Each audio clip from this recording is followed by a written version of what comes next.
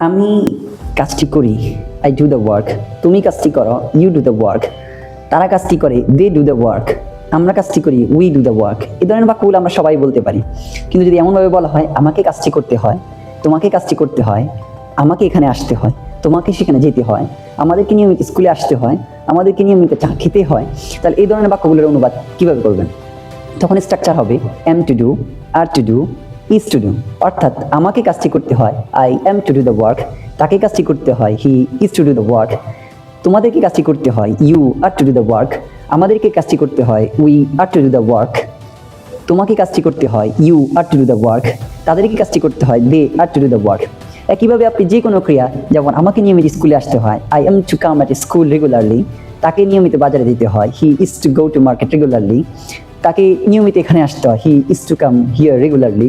আমাদেরকে নিয়মিত যেতে হয়, we are to go regularly. আবার অনেক সময় অনেকে আমাদেরকে জিজ্ঞাসা করে, তুমি কি পড়াশোনা করো? তো আপনি আসলে ফাঁকিবাজ টাইপের ছেলে, আপনি পড়াশোনা করতে চান না, কিন্তু পরিস্থিতির কারণে আপনাকে পড়াশোনা করতে হচ্ছে। তখন আপনার উত্তরটা হবে, actually I am to study, অথবা উই আর টু স্টাডি, অথবা সে হলে she or he is to study. তার মানে হচ্ছে আমাকে পড়াশোনা করতে হয়, বা আমাদেরকে পড়াশোনা করতে হয়, বা তাকে পড়াশোনা করতে হয়। এভাবে যত কিছু আপনার অনিচ্ছা সত্ত্বেও আপনাকে করতে হয়, সে ধরনের বাক্যগুলো আপনি এই স্ট্রাকচারে প্রকাশ করতে পারেন।